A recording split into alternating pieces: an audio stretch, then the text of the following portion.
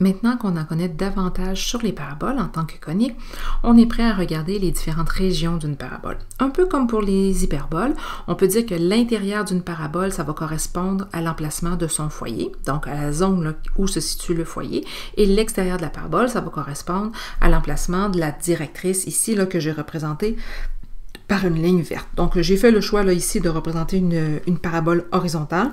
Mais le concept est le même, là, peu importe là, si on a une parabole qui est verticale ou horizontale. Et bien sûr, notre parabole est incluse dans la région si on a comme symbole d'inéquation un plus petit ou égal ou un plus grand ou égal. Ça signifie qu'à ce moment-là, la courbe en tant que telle, ce sera un trait plein et non pas un trait pointillé. Donc, illustrons ça avec deux petits cas de représentation graphique de nos paraboles. Donc, le cas de gauche où on a une parabole qui est horizontale. Vous avez déjà ici l'inéquation de la parabole en tant que telle, et je veux représenter donc cette zone-là. Alors, il y a plein de possibilités, on a déjà traité de ça avec les cercles, les ellipses et les hyperboles précédemment. On peut aller tester différents points. Par exemple, ici, on pourrait aller tester, bien entendu, le foyer, et aller déterminer est-ce que ce point-là respecte mon symbole d'inéquation. Donc, s'il le respecte, s'il respecte le symbole, ça veut dire qu'il fait partie de la zone assurée.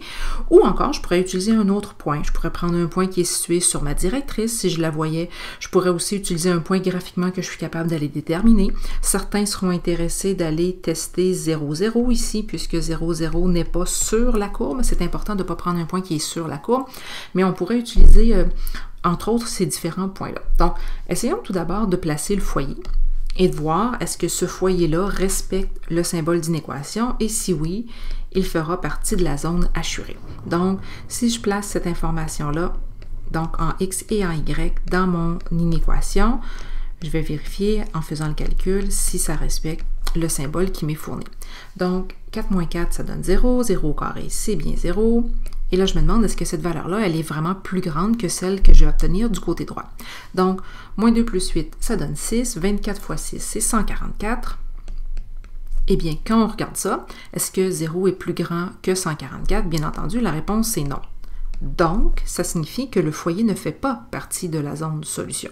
Donc, qu'il ne fonctionnerait pas, que je ne serais pas capable d'assurer de ce côté-là. La même chose, si j'avais testé 0, 0, j'aurais obtenu quelque chose de similaire ou j'aurais dit non, ça ne fait pas partie de l'ensemble solution. Donc, ça signifie que le foyer et tous les points qui sont situés de ce bord-là de ma courbe ne font pas partie de mon ensemble solution. Donc, ici, l'ensemble solution est représenté par cette zone-là. Maintenant, la courbe en tant que telle, eh bien, cette courbe-là ne doit pas faire partie non plus de la zone solution. Pourquoi? Parce que j'ai un symbole qui dit strictement plus grand.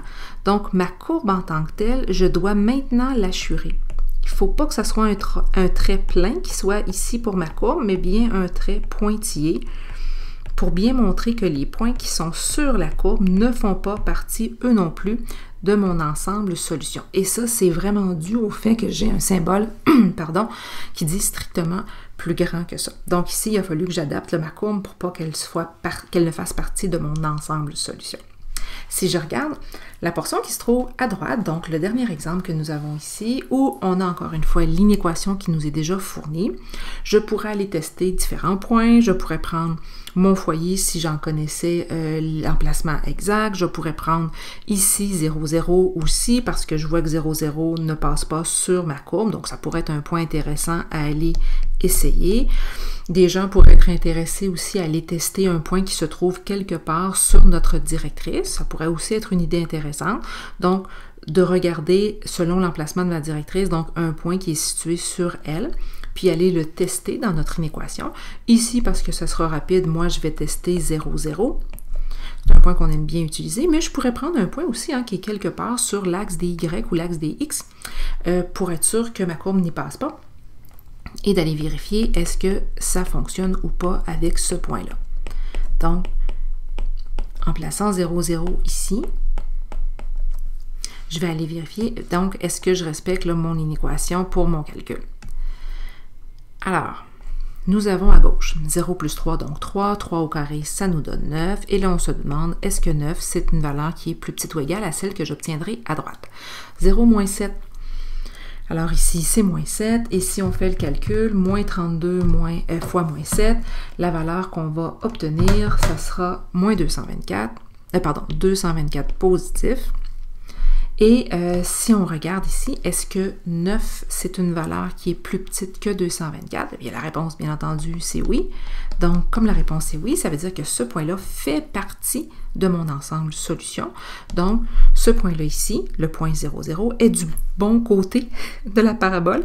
Donc, ce sera la zone qui est à l'intérieur comme ça ici. Donc, la zone qui comprend 0, 0, mais aussi le foyer. Et là, si vous remarquez, dans le symbole que j'avais, c'était plus petit ou égal. Donc, le fait d'avoir l'égalité me garantit que je vais aussi avoir la courbe en tant que telle. Donc, la courbe pleine ici, là, elle me convient tout à fait. Ça va parce qu'elle respecte mon symbole de mon inéquation là, qui était ici. Et avec ça, on est capable de représenter les différentes zones de nos paraboles.